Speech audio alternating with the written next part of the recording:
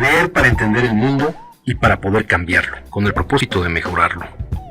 Leer para cambiar uno mismo, leer por gusto, por pasión, para saber, para conocer y también para dudar, para cuestionar. Letras militantes. Comenzamos.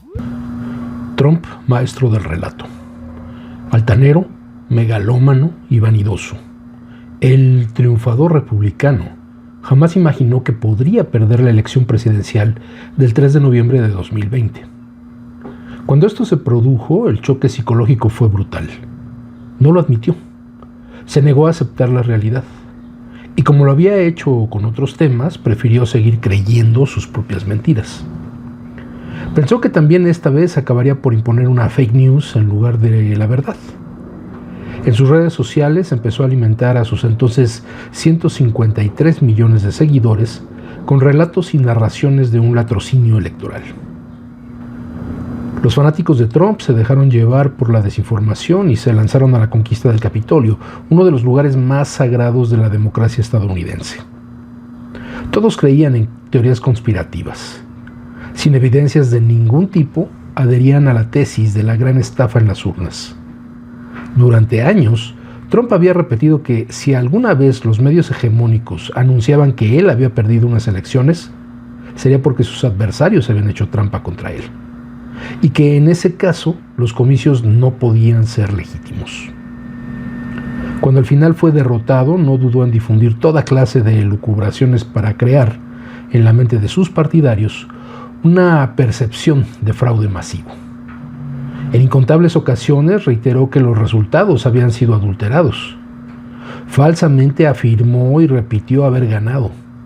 Incluso le dio gracias a Dios por haberle concedido la gloriosa victoria que se merecía. La mayoría de sus partidarios le creyeron. Según una encuesta del canal NBC realizada una semana después del asalto al Capitolio, el 91% de los votantes de Trump hubiese votado de nuevo por él.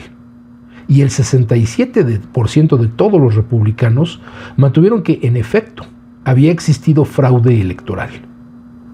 Un año después, en enero de 2022, otra encuesta de la Universidad de Massachusetts situó en 71%, o sea, 4 puntos más, el porcentaje de republicanos que se declaraban convencidos de que la elección había sido falseada, lo que representaba alrededor del 33% de la población estadounidense en general. Todas las encuestas de opinión indican, más de un año después de los hechos, que una abrumadora mayoría de votantes autoidentificados como republicanos sostienen, a pesar de la abundante evidencia que demuestra lo contrario, que las elecciones presidenciales de 2020 fueron fraudulentas y que el presidente Joe Biden fue elegido de manera ilegítima. Buenas tardes, bienvenidas, bienvenidos a Letras Militantes, que en esta ocasión estamos dándole lectura a una obra periodística, pero también de profundo análisis político, de la autoría de nuestro querido amigo Ignacio Ramonet, periodista español. Esta obra se titula La era del conspiracionismo, Trump, el culto a la mentira y el asalto al Capitolio. Esta obra, aunque es de 2022, pues tiene mucha relevancia en estos momentos por lo que estamos viendo en el ámbito político de los Estados Unidos y su afectación a nivel global con las acciones del gobierno estadounidense, encabezado una vez más por Donald Trump, y que bueno, pues tenemos todos los antecedentes, no solo el público norteamericano o estadounidense que votó por él, o que le ha tocado, aunque no votó por él, padecer su gobierno, pues contaban desde hace tiempo con todos los antecedentes. Se sabe que es una persona a la que se le han fincado responsabilidades penales, que tiene procesos abiertos en su contra, y es el único presidente, hasta donde se sabe, que con cargos penales llega a asumir el poder, la presidencia, la ejerce, y pues no ha habido hasta ahorita ningún trámite, ningún efecto legal para quitarlo del poder, lo cual resulta muy grave por lo que hemos visto en los últimos meses, desde el inicio del año, la invasión a Venezuela, el ataque a Irán, pues todos estos elementos, las amenazas que ha habido contra Europa, contra México, contra Cuba, y lo que ha pasado al interior del propio país, de los Estados Unidos, en esta violenta política antiinmigrante que tiene a la policía aduanal, a estos encargados de la migración, pues secuestrando a estas personas que no tienen documentos que acrediten su estancia legal en ese país, pero también afectando a gente que tiene ya generaciones de vivir en los Estados Unidos, que son probablemente tercera o cuarta generación, o por lo menos segunda generación, nacidos en los Estados Unidos, pero que tan solo por su nombre, su apellido y su apariencia física, bueno, son considerados sospechosos y de igual manera han sido violentados por estas fuerzas del orden estadounidense. Uno podría preguntarse, bueno, ¿por qué seguirle prestando tanta atención a Trump? Hay gente que realmente lo piensa así en redes sociales, que dice, bueno, entre más caso le hagan y entre más abunden sobre lo que está haciendo, pues le dan más foro. Por una parte es cierto, pero es necesario. Yo creo que lo peor que podemos hacer como ciudadanos en este planeta es tratar de ignorar una realidad tan cruda y tan fuerte como la que nos ha tocado vivir en estos años, con este segundo mandato de Donald Trump. Y por eso me pareció importante recuperar a Ramonet para hablar de ese periodo, de ese momento en su primer periodo de gobierno, cuando, bueno, pierde la elección, y llama a rebelarse a parte del pueblo estadounidense, que le hace caso, que acude al Capitolio, se mete por la fuerza del Capitolio disfrazados de milicianos, disfrazados de vikingos falsos, con cascos con cuernos, en fin, una serie de cosas abrumadoramente absurdas, que lo único que nos recuerdan es pues que hay una muy baja calidad de la política en los Estados Unidos, y eso ha quedado en evidencia pues no solamente desde el mandato de Trump, desde el mandato de los Bush, hablando del Bush padre, pero sobre todo del Bush hijo, y luego con los atentados del 11 de septiembre del 2001 en Nueva York, que dieron lugar a una falsa guerra en contra de Irak y después de Afganistán por un supuesto manejo de armas de destrucción masiva que nunca aparecieron, a pesar de todas las inspecciones que hicieron organismos internacionales, la OTAN, la ONU, en fin, y que jamás descubrieron estas armas de destrucción masiva. Finalmente, pues se dio esta invasión por parte de estos gobiernos, y no hablamos solamente de gobiernos republicanos, como desafortunadamente ha sido hasta el momento, sino también de los gobiernos demócratas o del Partido Demócrata, porque ese es el nombre que adoptan. Ellos también han tenido su dosis, su cantidad de violencia y de guerra en el mismo mandato de Barack Obama. Hoy que nos burlamos de que Trump clama que él quería su premio Nobel de la Paz, pues no olvidemos que a Barack Obama le dieron un premio Nobel de la Paz y él fue el responsable de un bombardeo sobre Irak. Pero bueno, ese ya será materia a lo mejor de otros análisis que haremos más adelante. Hoy por lo pronto vamos a enfocarnos a este texto de Ignacio Ramonet. A Ignacio Ramonet ya lo habíamos tenido aquí en Letras Militantes, con uno de sus textos que a mí me parece también muy destacado, que se llama La catástrofe perfecta, y que nos hablaba justo de estas crisis políticas y económicas que se suceden en distintos puntos del globo por el propio modelo de producción. Y no es de extrañar esta posición crítica del maestro Ramonet. Es un periodista, pero es sobre todo un teórico y un activista de todo este movimiento altermundista. Es decir, un movimiento que busca que haya un mundo diferente en el que podamos vivir en paz, en el que podamos vivir en armonía. Ignacio Ramonet, él estudió en la Universidad de Burdeos, después en la Universidad de París 7, Ahí se inició como periodista e incluso como crítico cinematográfico. Es doctor en semiología, historia de la cultura por la Escuela de Altos Estudios y Ciencias Sociales de París y es catedrático emérito de teoría de la comunicación en la Universidad Denis Diderot de París 7. Es especialista en geopolítica y estrategia internacional, es consultor de la ONU. Actualmente imparte clases en la Sorbona de París. Y desde 1990 hasta el 2008 fue director de la publicación mensual Le Monde Diplomatique, una revista derivada del periódico Le Monde, un periódico que en sus orígenes fue una publicación alternativa a los medios impresos que circulaban en Europa durante la primera mitad del siglo XX. Recordemos, incluso aquí lo mencionamos en alguna ocasión, que fue dirigido por Henri Barbusse, un intelectual francés que le tocó pelear en la Primera Guerra Mundial, después se volvió pacifista, antiguerras, y que usó el espacio de Le Monde para expresar sus ideas, sus ideologías, sus interpretaciones y sobre todo los estudios y los ensayos que se hacían en contra de la guerra y en busca de la paz mundial. Y ahí uno de sus colaboradores fue el pintor mexicano Santos Balmori. Eso ya lo explicamos en otro programa. Bueno, pues Ramonet le toca publicar hasta el 2008, dirigir, hasta el 2008, Le Monde Diplomatique, que era una publicación mensual. Y actualmente es el director de Le Monde Diplomatique en español.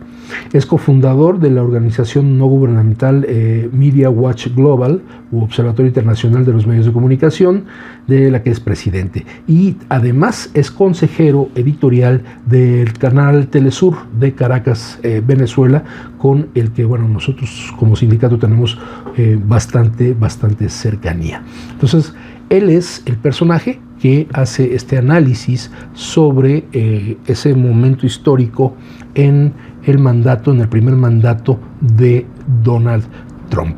Y nos dice en esta introducción a su libro: por eso es tan importante estudiar ese caótico asalto al Capitolio, un evento clave para el porvenir de la democracia, no solo en Estados Unidos. O sea, era una advertencia ya desde aquel hecho en 2021.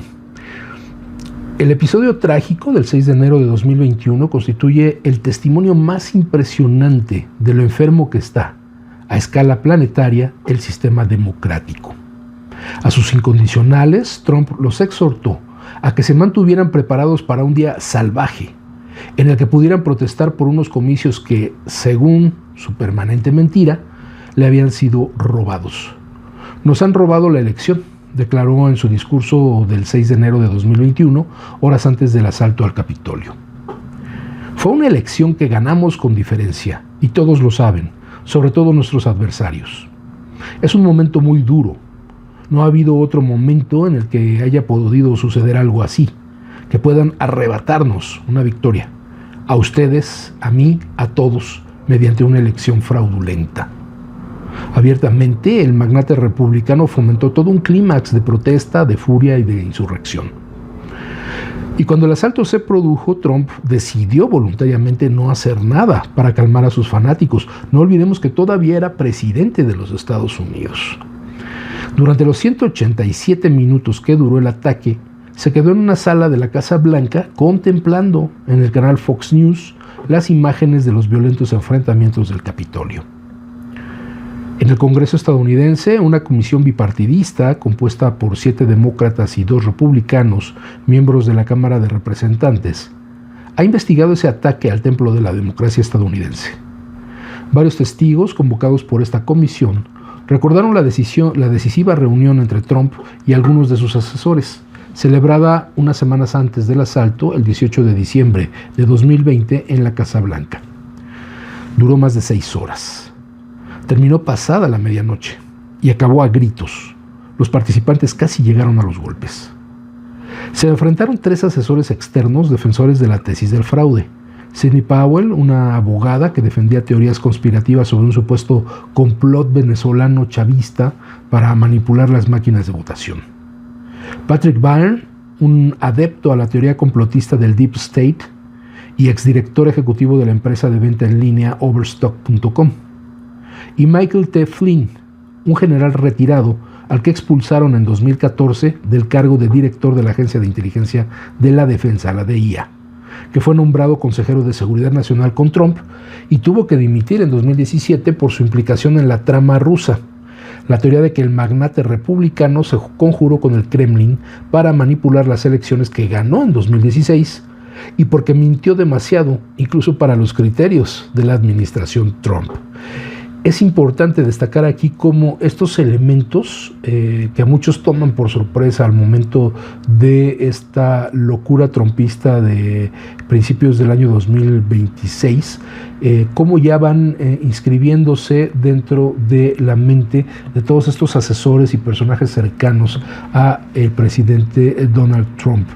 Esta teoría en contra de Venezuela, esta alianza que se tenía con los rusos pero que jamás fue demostrada al 100%, esta teoría complotista del Deep State. El Deep State es ese estado profundo que es el que manipula todos los procesos de gobierno y todos los procesos económicos y políticos de los Estados Unidos. Se van entrelazando y van sembrando este campo para que en la siguiente elección pues sean derrotados los demócratas y retorne al poder este personaje funesto que es Donald Trump.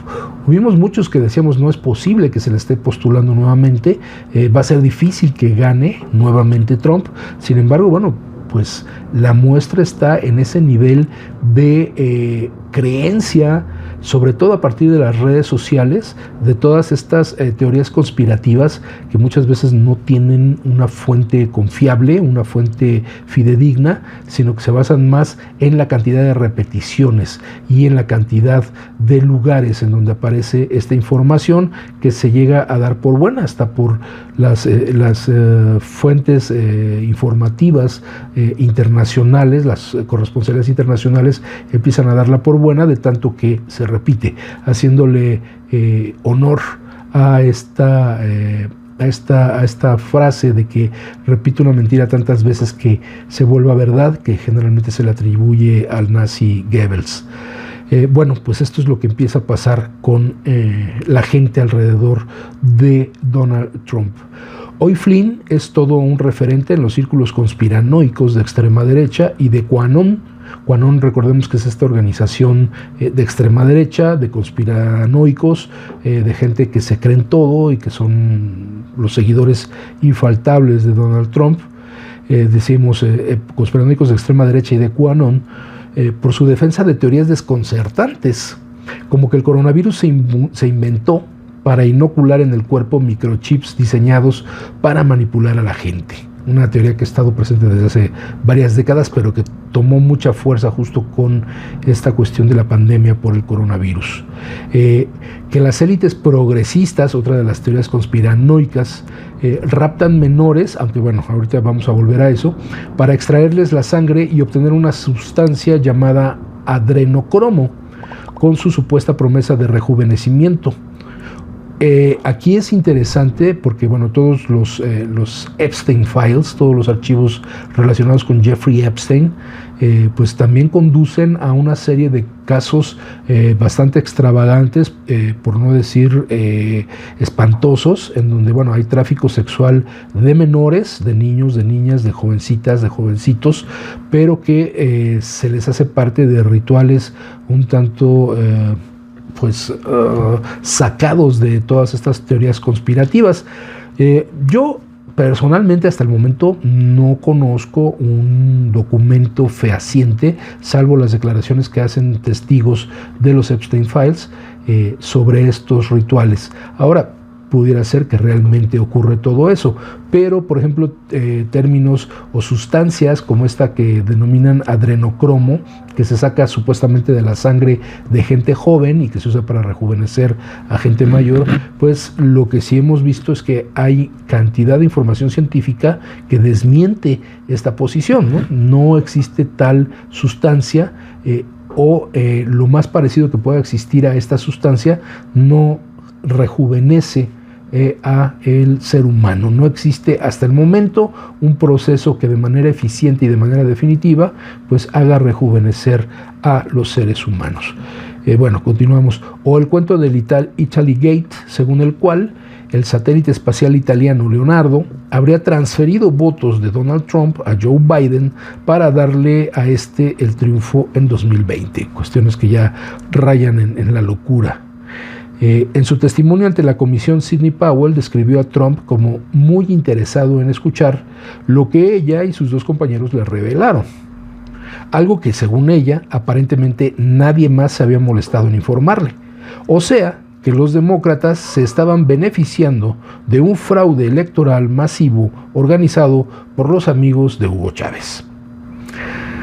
También estaban presentes en esa reunión otros 3 asesores oficiales, los abogados Pat Cipollone y Eric Hershman, y Derek Lyons, secretario de la Casa Blanca. Todos ellos se opusieron con determinación a esas tesis y advirtieron al presidente que las afirmaciones de que las elecciones habían sido robadas carecían de fundamento. Ojo, también había dentro de los asesores de Trump quienes decían que no había fundamento para lanzar esa información. Trump acabó por rechazar la propuesta de los asesores externos y optó por una solución más radical: la invasión del Capitolio. De tal modo que a la mañana siguiente, el 19 de diciembre, lanzó un llamado en Twitter, hoy X, movilizando a sus partidarios para que acudiesen en masa a Washington el 6 de enero, día en que el Congreso debía certificar los resultados del colegio electoral. Allí fue cuando Trump escribió aquello de «Vengan, estar allí será salvaje». Ya conocemos ahora con más detalle estos comunicados que utiliza a través ahora de su red social, de Truth Social o Social Truth, ahorita se me olvidó el nombre, pero es ahí donde publica constantemente sus mensajes, sus alucinaciones, sus locuras, en donde dice que va a desaparecer una civilización completa esta noche, alabado sea Alá, en fin, una serie de debrayes que uno dice, bueno, pues esto solo es posible en los Estados Unidos. Para los fanáticos del magnate republicano, este tuit funcionó como un incentivo a la insurrección y a las armas. Con base en numerosas grabaciones en video y en audio, la comisión demostró cómo decenas de animadores de programas radiales de extrema derecha, personalidades conservadoras e influencers de las redes sociales retomaron y repercutieron ese llamado, convocando a la gran concentración del 6 de enero. Algunos incluso ya hablaron entonces de un eventual ataque al Capitolio. Uno de los testimonios que mayor impacto causó fue el de Cassidy Hutchinson, una universitaria republicana de 22 años que trabajaba en la oficina de Mark Meadows, el jefe de personal de la Casa Blanca.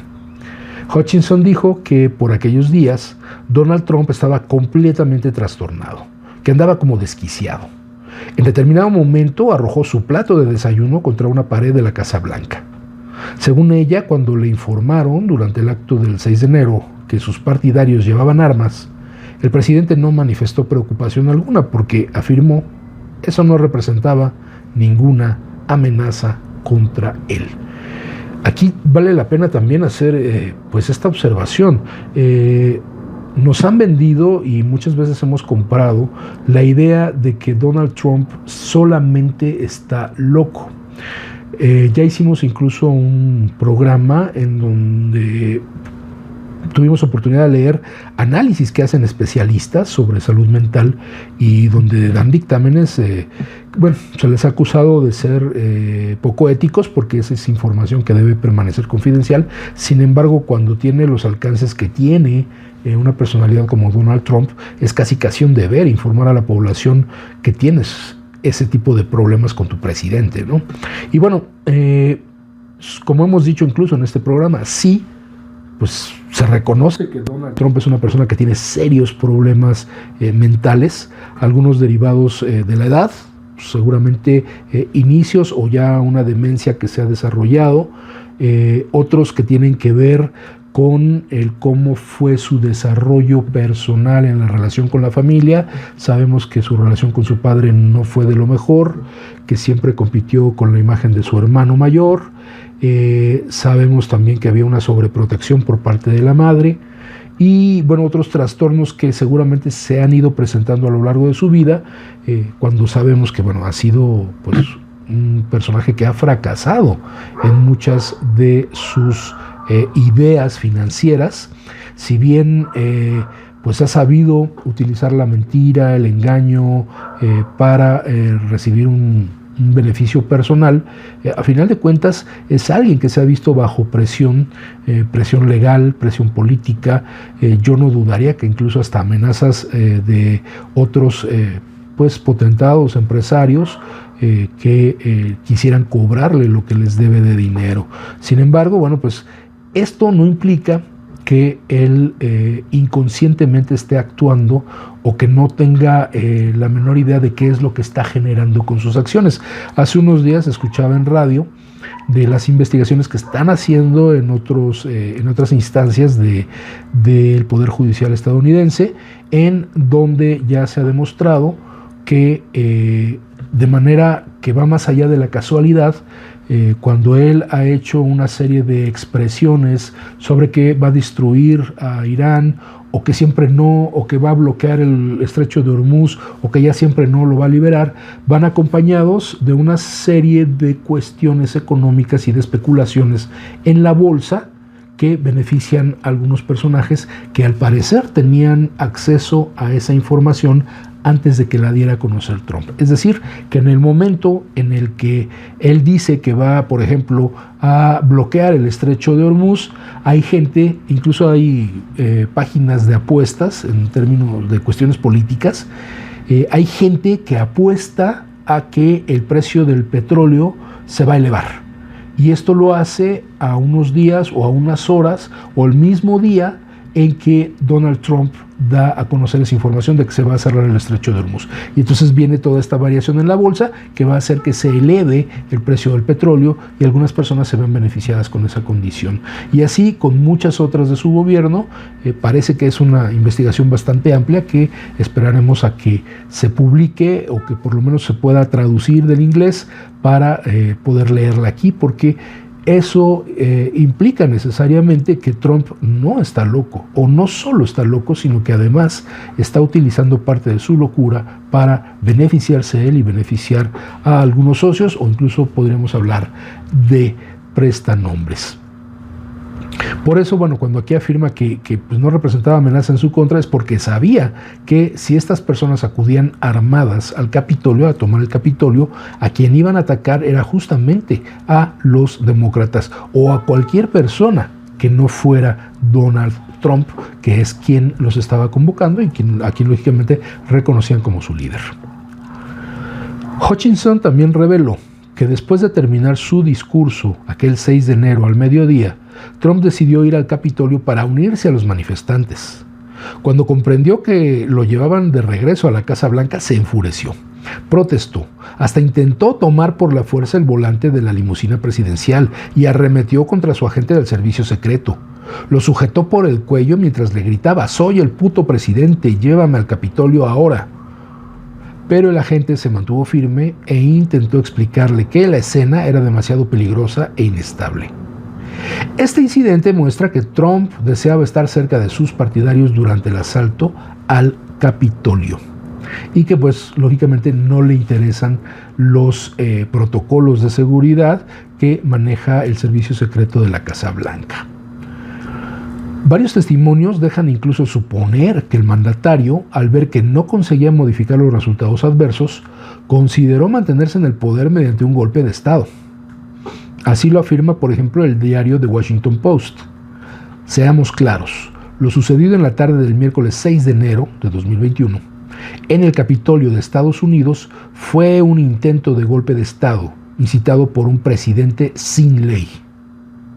En la investigación oficial sobre el asalto, el propio jefe de gabinete de Donald Trump en la Casa Blanca, Mark Meadows, confesó que unos días antes del ataque, el expresidente había elaborado una presentación en PowerPoint en la que reveló un meticuloso plan elaborado para mantenerse en el poder mediante un golpe de Estado, asestado el día de la asunción presidencial de Joe Biden. El recurso a la fuerza, a las armas y a los militares no era algo que repugnara a Trump, y hoy lo vemos con mayor claridad. El periodista Michael C. Bender de The Wall Street Journal narró la rabia del magnate republicano en mayo y junio de 2020, cuando los manifestantes salieron a las calles a protestar contra el asesinato de George Floyd. Así es como manejan a esa gente, reprendió Trump a sus altos funcionarios. Pártanles la cabeza, les ordenó. Por lo menos dispárenles. Al ver que el fiscal general Bill Barr y el jefe de Estado Mayor Conjunto Mike Miley oponían resistencia, rugió: bueno, dispárenles en las piernas o tal vez en los pies, pero sean duros con ellos. Eso lo confirma también el que fuera su ministro de Defensa, Mark Esper,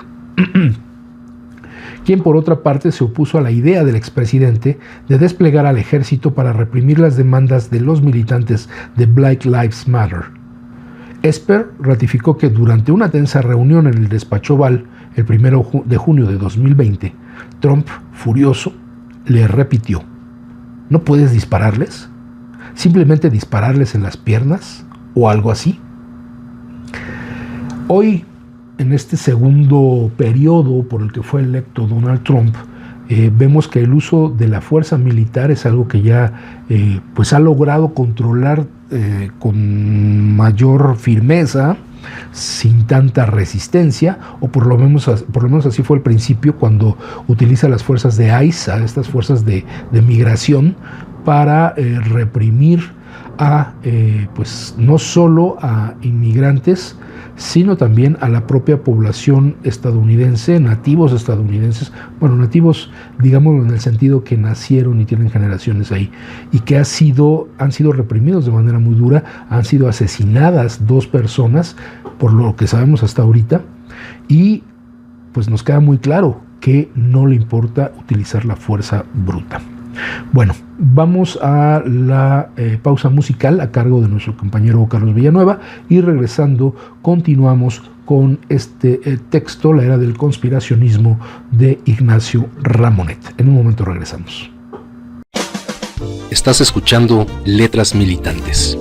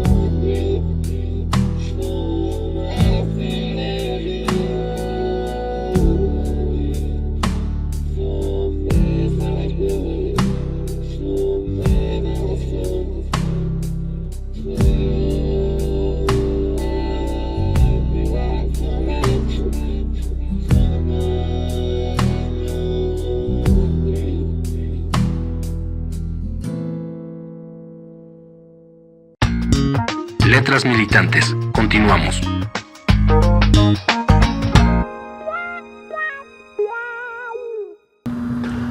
Ya estamos de vuelta en Letras Militantes para continuar con la lectura de este texto de Ignacio Ramonet, La Era del Conspiracionismo. Como decíamos en el bloque anterior, pues ya ha habido referencias a cómo se ha manejado durante este gobierno Donald Trump, qué tiene que ver con problemas mentales, qué tiene que ver con una política que está dirigida desde atrás, desde otros intereses que le dan a Trump las instrucciones de lo que debe o no debe hacer. Entonces, no pensemos en el mandato de Trump como un bloque que está dentro de la cabeza de Donald Trump, y eso es lo que hace que tome tales o cuales decisiones. Estamos frente, como ya lo demuestra también este texto, estamos frente a un personaje que por una parte quiere imponer su propio punto de vista, y que lo que está logrando en este nuevo mandato, en este segundo mandato que tiene como presidente, es tener un mayor control sobre el personal que está a sus órdenes o que está a su alrededor. Ya veíamos en el texto de Ramonet que hubo ocasiones en que los militares francamente le marcaron el alto, o el Estado Mayor de su Servicio Secreto de Seguridad le marcó el alto para evitar mayores problemas y mayores confrontaciones. Hoy mismo, ya en este mandato de Donald Trump, nos hemos enterado, desafortunadamente solo a nivel de rumor, que incluso fue retirado de una sala de situación, que son estas salas en donde tienen sus enormes pantallas y vemos imágenes de satélite y están conectados de otras bases informando sobre los avances de tal o cual misión, y que incluso tuvieron que sacarlo porque se estaba poniendo muy impertinente.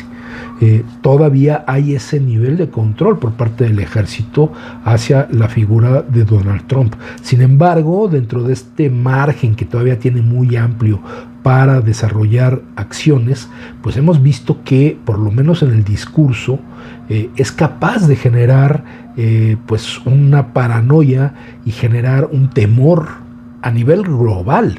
Porque cuando hace esta amenaza de desaparecer a una civilización entera, hablando en el caso de Irán, con un ataque que pues también se presumía que podría ser hasta nuclear, pues sabemos que es un personaje inestable que puede cometer cualquier tipo de estupidez con tal de satisfacer su propio ego.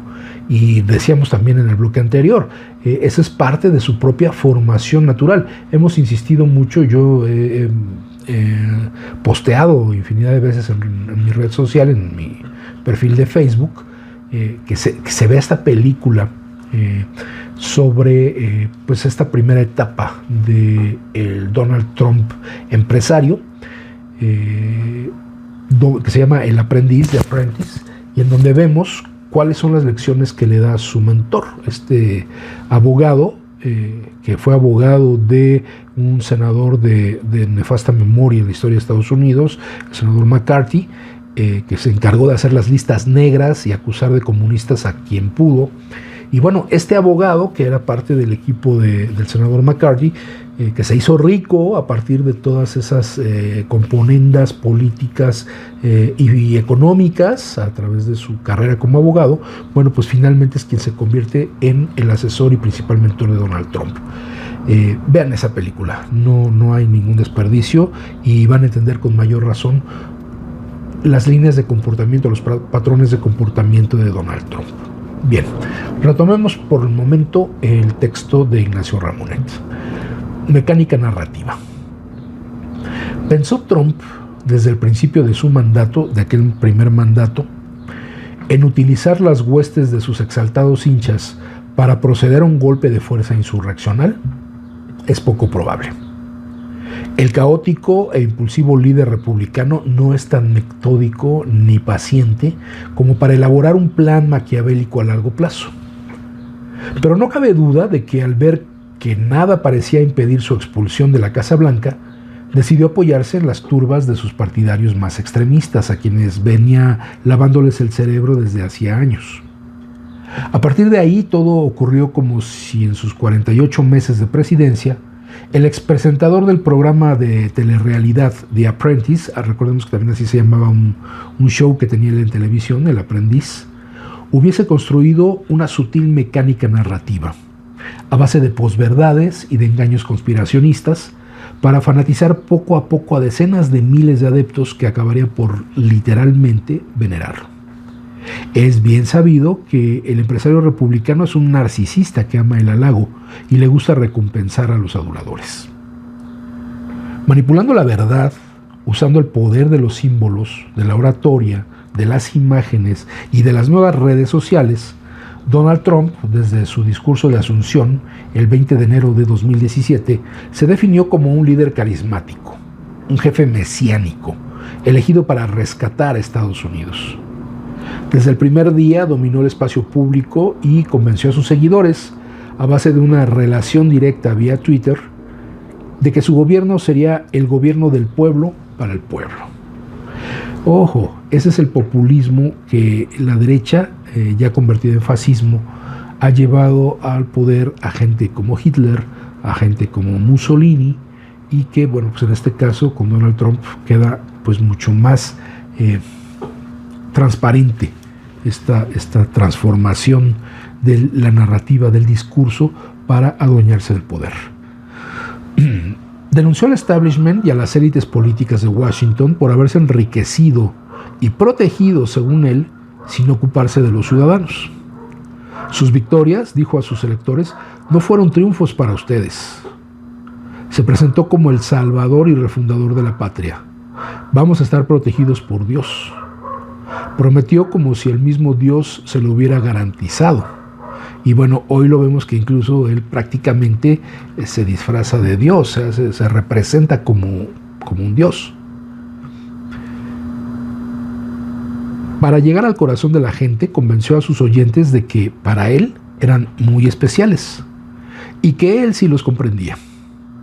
Formuló eslóganes simples, concretos y conmovedores.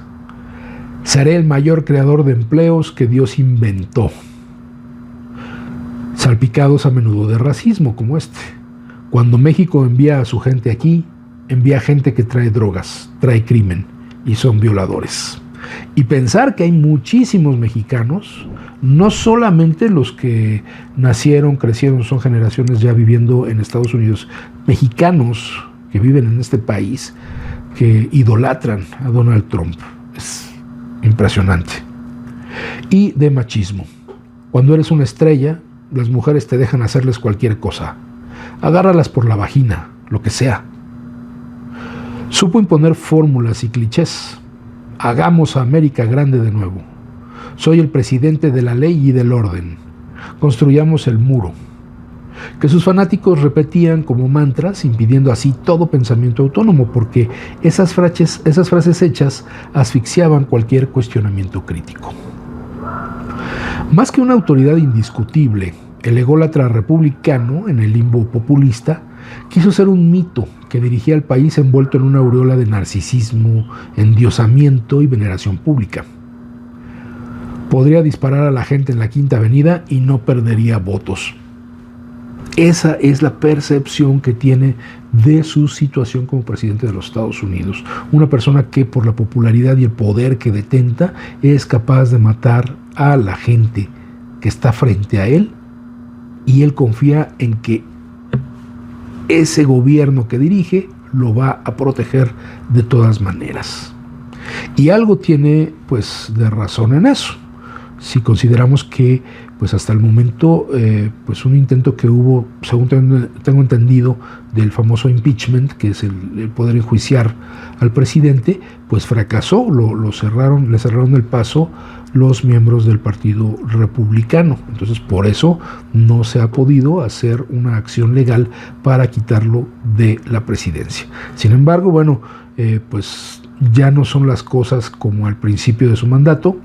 Ha cometido muchos errores. El principal es haberse metido con la propia gente de Estados Unidos, con sus propios conciudadanos, y dejar que incluso se asesinara a 2 personas, aunque no hay que perder de vista que estos hechos poco a poco se han ido enterrando en esta cantidad de información a la que somos sometidos vía las redes sociales, los medios masivos de comunicación, y que cada día nos cuentan una nueva historia que nos hace ver cada vez más lejos lo que pasó con esos homicidios a manos de ICE. y con pues todo lo que está generando la guerra en Irán, la guerra contra Irán, que no reconoce como guerra, porque eso también tendría implicaciones legales. En fin, ahí vamos poco a poco viendo cómo construye esta estructura a su alrededor, que le da un cierto nivel de impunidad, lo que nos dice que no está completamente loco. O sea, sí lo está, pero no es lo único que tiene. Con un lenguaje impactante y confuso, mezcla de expresiones vulgares, jerga tecnocrática y promesas difusas, supo oscurecer las verdades para dividir a los estadounidenses en un nosotros y un ellos, e inculcar la detestable ideología de que el fin justifica los medios. No tuvo reparos en estimular los delitos de odio. Los condados que votaron de manera masiva por él en las elecciones de noviembre de 2016 experimentaron entre 2017 y 2021 el mayor aumento de crímenes de odio contra afroamericanos, judíos, homosexuales y personas de origen hispano. Aquí hay también una cuestión muy interesante. El racismo de extrema derecha, o bueno, la extrema derecha estadounidense, que es fascista, que es racista, que es clasista, pues detesta también al pueblo judío. Sin embargo, lo que nos queda también muy claro hoy es que las acciones de Trump también están guiadas, en el caso de Irán, por la mano del Estado sionista de Israel. Este Estado inexistente, esta imposición de un grupo económico de intereses que a través nuevamente de los archivos de los Epstein Files, pues ha encontrado la manera de someter a el propio presidente de los Estados Unidos. Y no solo a él, sino muchas figuras que tienen importancia a nivel de opinión o a nivel de acción en los Estados Unidos.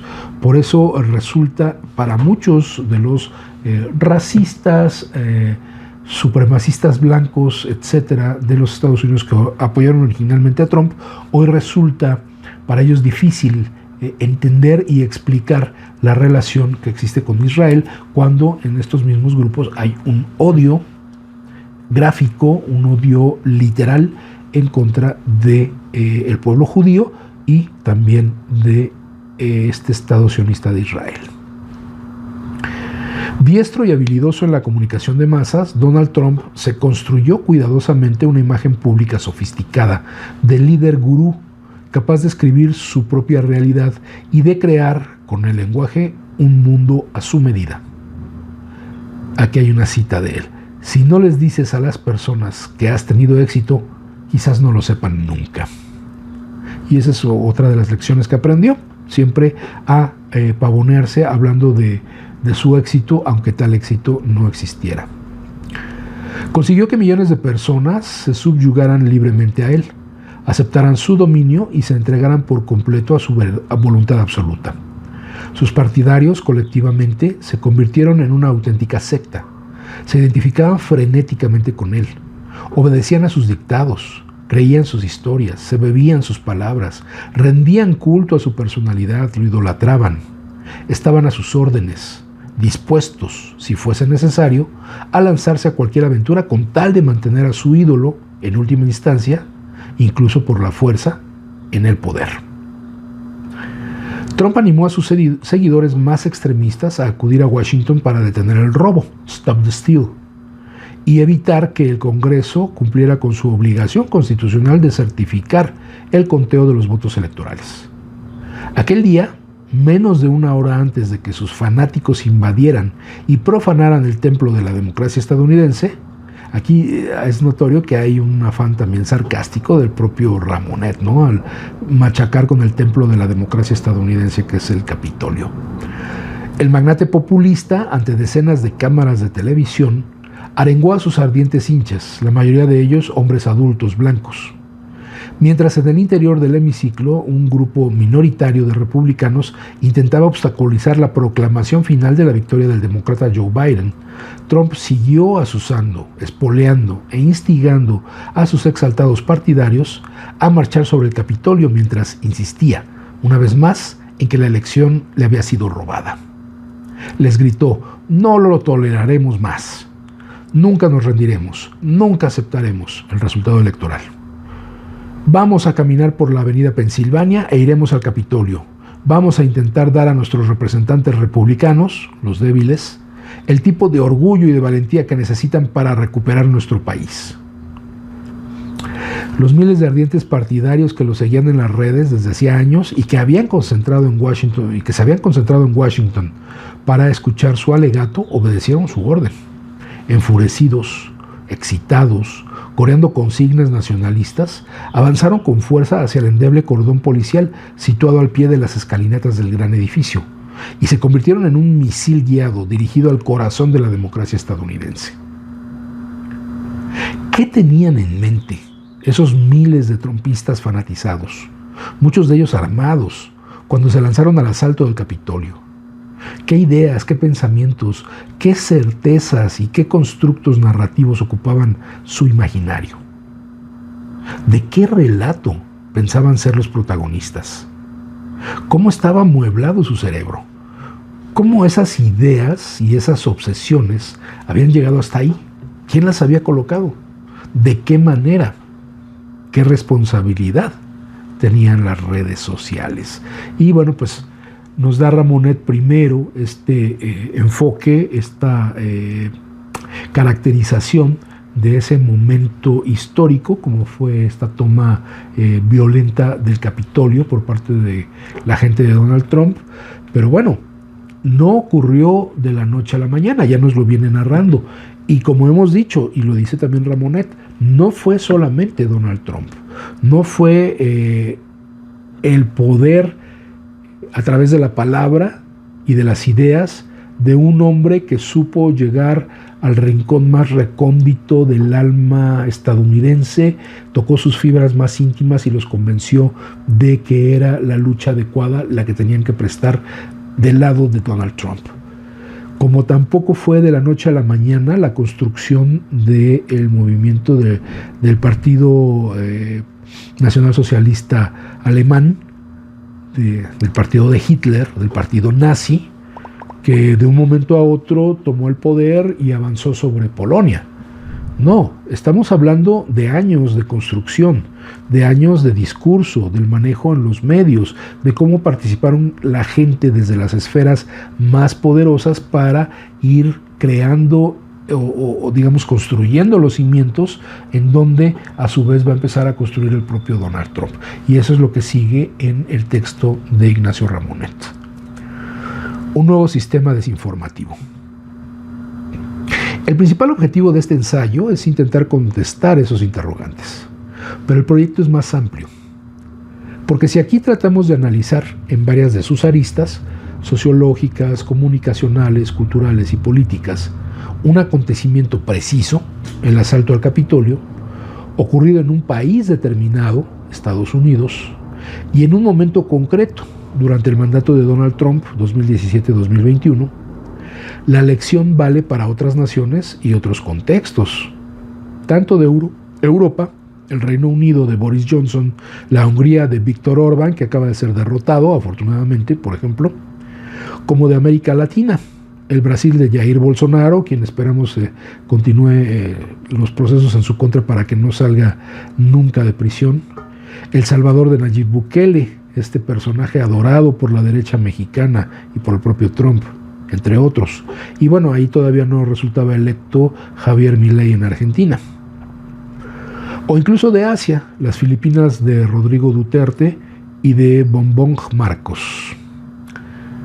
Se trata, en efecto, de examinar un fenómeno mucho más vasto, la crisis global de las sociedades que está provocando el nuevo sistema desinformativo de las redes sociales.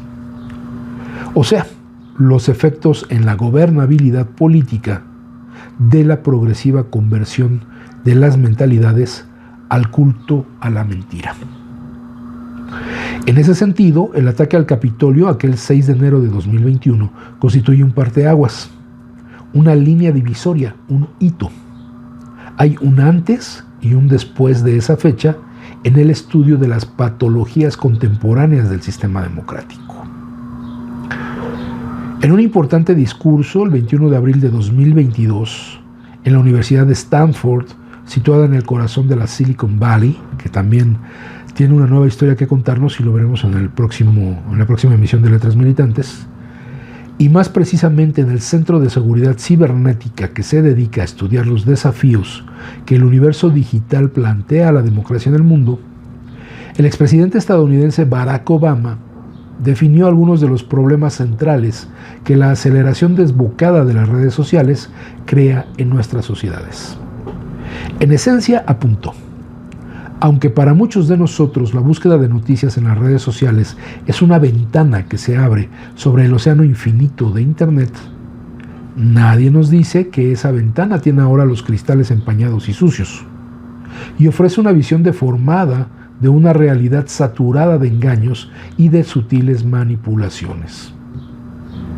La mayoría de las personas aún confían en los buscadores de Internet y en las redes sociales como fuentes principales de novedades primarias y de informaciones. Pero estas plataformas sociales ahora están debilitando las democracias a pasos agigantados, porque en realidad difunden en forma masiva teorías de la conspiración, discursos de odio y mensajes extremistas. Obama recordó también que la información que consume la gente impulsa la polarización política. Una parte del país desconoce radicalmente a la otra, lo cual amenaza los pilares de la democracia en todo el mundo. Esos efectos nocivos no son todos intencionales, sino consecuencia de que miles de millones de humanos se conectaron de repente a un flujo de información global instantáneo y permanente. Y nuestros cerebros no están acostumbrados a recibir y a procesar tanta información con tanta rapidez. Muchos de nosotros estamos experimentando una sobrecarga. Con el tiempo hemos perdido nuestra capacidad de distinguir entre hechos, opiniones y ficción al por mayor. Es muy interesante cómo incluso en el tema, nuestro tema, el de la resistencia del Sindicato Mexicano de Electricistas, esta distinción entre los hechos y las opiniones y la ficción, pues ha generado posiciones de gente que opina y lo toma como un hecho. Además, dice: Martín Esparza fue el responsable de la extinción de Luz y Fuerza del centro. Él sabía que venía la extinción. Híjole, la mayoría de nosotros, desde meses antes de la extinción, durante todo ese año, después de lo que pasó con las elecciones, sentíamos que había un paso del gobierno que estaba a punto de dar y que era en contra del Sindicato Mexicano de Electricistas. Yo, como representante, junto con mi hermano, que también era representante del departamento, lanzamos un volante a mediados de ese año 2009, en donde decíamos: cuidado, ya le negaron la toma de nota a los mineros, ahora van sobre nosotros somos el siguiente en la lista, y lo decíamos en cada meeting que hacíamos con nuestros compañeros de escalafón. Y la contra, que estaba con el Marrano Muñoz, decía: es que son alarmistas, no es cierto, eso no va a pasar. Y nosotros sabíamos que se venía un golpe duro contra el sindicato. Lo veíamos venir. Quien no lo quiso ver venir, o quienes no creyeron, eran quienes estaban viendo beneficiados por los poderes del Estado, que les estaban dando oportunidad de cuestionar nuestro propio proceso electoral, pensando que iban a ser ellos los beneficiarios. Pero a final de cuentas, lo que hizo fue generar una parálisis de esa parte del sindicato que creyó en estos personajes, y que finalmente por ahí también vino el golpe. Y entonces se crea, a partir de esa opinión, el hecho para ellos de que el responsable de la extinción de Luz y Fuerza del centro fue Martín Esparza y su comité central. Y por lo tanto, o sea, sin mediar un análisis más profundo y sin mediar otra argumentación, terminan diciendo: entonces se tiene que ir a la cárcel. Y uno se pregunta, bueno, ¿y cómo llegan a esas conclusiones? Pues ¿dónde están los argumentos, no? Y cuando se les piden los argumentos para eso, o para aclarar otras posiciones, porque había compañeros que decían: es que las cosas que está haciendo el Comité Central están mal, y uno les decía: bueno, ¿qué es lo que está mal? Dinos por favor qué piensas que está mal. inmediatamente salían a decir, ya nos están censurando, ya nos están diciendo que no podemos hablar, que no podemos decir.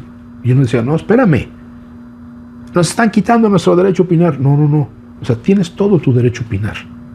Pero tu derecho a opinar lleva consigo la obligación de argumentar y de sustentar. No solamente en lo que tú piensas, no solamente en lo que te dijeron, no solamente en lo que leíste en una página de Facebook. O sea, hay que razonar, hay que aterrizar, hay que argumentar y entonces decir, bueno, pasa esto y esto y esto. Sin embargo, bueno, eso es parte de todo este contexto global en donde las redes sociales se han convertido en las fuentes de estos discursos, de estos mensajes extremistas, de estas teorías de conspiración, en donde te dicen, todo mundo tiene derecho a opinar y pueden opinar lo que se les dé la gana. Si es cierto o no, bueno, eso como dice un periodista mexicano, ¿no? Riva Palacio, eso, la verdad, es irrelevante. Y bueno, terminemos ya con el texto de Ramonet. La desinformación se ha vuelto difícil de identificar. En Internet es casi imposible distinguir entre un artículo revisado por expertos y una cura milagrosa lanzada por un charlatán. Ojo, también aquí, perdón, pasa muy seguido. Uno busca algún dato, por ejemplo, vamos a pensar sobre hipertensión. Se te ocurre buscar algo sobre hipertensión en Internet, en un buscador Google. Y te aparecen pues, una serie de definiciones, medicamentos y todo esto. Y de repente entras a Facebook y en Facebook te empiezan a aparecer comerciales que te hablan de estos productos maravillosos que te curan la hipertensión, te curan la diabetes, y empieza un bombardeo brutal. ¿Por qué? Porque tú activaste esa parte del algoritmo que te va a generar esa información que supuestamente tú necesitas y que la va a multiplicar por miles y millones de páginas. Y te lo vas a encontrar a cada paso, a cada paso, a cada paso, a cada paso. Y entonces es muy difícil ya identificar qué es realmente un estudio científico sobre la hipertensión y qué es algo incluso hoy elaborado por la inteligencia artificial, un artículo elaborado por inteligencia artificial que te habla de las maravillas de un producto mágico, maravilloso, que si tú te tomas tantas dosis durante cierto tiempo, vas a ver que no tienes problemas. Y si tienes problemas, entonces te devolvemos tu dinero. ¿Cómo saber si es cierto o no es cierto? Bueno, pues es que uno tiene que acudir a un médico. A mí me ha pasado preguntarle a mi médico de cabecera, oye, ¿este medicamento realmente funciona? Y lo primero que me dice es, no creas lo que sale en Internet. Y a uno hasta le da pena, ¿no? Porque sí, híjole, pues sí caí. Pero es muy difícil hoy poder diferenciar esos espacios. Las noticias falsas sobre las vacunas contra el coronavirus, por ejemplo, causaron la muerte de personas. El nuevo ecosistema informativo está impulsando algunos de los peores instintos de la humanidad. De hecho, la desinformación está matando a mucha gente. En algunos países, este nuevo sistema desinformativo ha creado sociedades en las que la población ya no sabe distinguir qué es real y qué no. Y eso no va a mejorar, aunque el multimillonario Elon Musk, dueño de la empresa de vehículos eléctricos Tesla, y entonces amigo de Donald Trump, acabe por comprar la plataforma Twitter, que ya la compró. Aquí dice operación finalmente abortada, pero no, finalmente sí la compró. Y sus 217 millones de usuarios diarios al 25 de abril de 2022. Recordemos que Twitter suspendió de forma permanente la cuenta principal de Trump el 8 de enero de 2021, acusándolo de haber empujado a sus simpatizantes a asaltar el Capitolio y debido al riesgo de mayor incitación a la violencia. Elon Musk declaró, por ejemplo, que si adquiriese Twitter, sacaría la plataforma de la bolsa de valores, con lo que la empresa ya no se vería sometida a las múltiples presiones de accionistas y del gran público, a quien a menudo imponen restricciones a la dirección y le impiden desplegar su capital de manera irresponsable. Elon Musk también anunció que deseaba convertir Twitter en un ágora abierta a la libertad de expresión, es decir, que reduciría las exigencias en materia de moderación y de control, lo que permitiría una mayor difusión de discursos de odio, extremistas, de fake news y de teorías conspirativas. El flagelo de las falsedades en línea está erosionando a pasos agigantados los cimientos de la democracia. Hay que frenar la propagación de contenidos dañinos. Como dice el expresidente Barack Obama, tenemos que elegir si dejamos que nuestra democracia se marchite o la mejoramos, porque esto va a empeorar. Y bueno, más allá de quien da el consejo, que también es bastante cuestionable, efectivamente, esto ha venido empeorando. Se volverá mucho más complejo ya que la inteligencia artificial es cada día más sofisticada, y ello provocará que sea cada vez más difícil detectar las falsedades, las teorías conspirativas, las manipulaciones y la desinformación. Lo que está ocurriendo es semejante, en cierta medida, a lo que Sigmund Freud llamó en 1930 el malestar en la cultura. En el fondo, tal es el auténtico propósito de este ensayo: realizar una observación con microscopio del asalto al Capitolio como el ejemplo más elocuente y significativo del malestar actual de nuestra civilización, basada, en principio, en los valores democráticos, pero también en las tecnociencias, la razón y el progreso. Y este malestar en la cultura, un texto clásico de Sigmund Freud, que se escribe en 1930, o se publica en 1930, es justo en el momento en que el fascismo empieza a tomar el poder en Italia, en Alemania, que se marca mucho incluso hasta en el caso de Reino Unido, en Inglaterra, hay un partido fascista que empieza a cobrar mucha fuerza y que se convierte en una demostración de ese malestar que existe en la cultura. Y no es gratuito que casi 100 años después estamos abordando casi las mismas condiciones, con grandes diferencias tecnológicas, pero con este tremendo malestar cultural. ¿Por qué? Porque finalmente seguimos siendo objeto de explotación, seguimos siendo objeto de carencias, y estas parece que no se van a resolver por nuestros medios sociales, nuestros medios de comunicación, nuestras redes sociales. Al contrario, parece que estas apuntan a hacerlos más fuertes. Pero bueno, ya profundizaremos más en estos temas. Por lo pronto, llegamos al final de esta emisión de Letras Militantes. Agradezco profundamente su atención para esta emisión.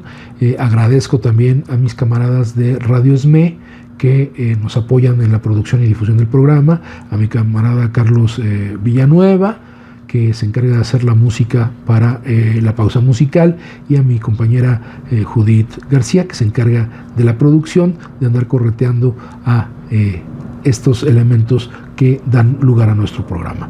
Muchas gracias, y por aquí nos estaremos viendo próximamente. Hasta luego. Decía Samuel Smiles: el libro es una voz viviente, es una inteligencia que nos habla y que escuchamos. Acompáñanos en la próxima emisión de Letras Militantes, a través de Radio SME, donde a los libros les damos la palabra.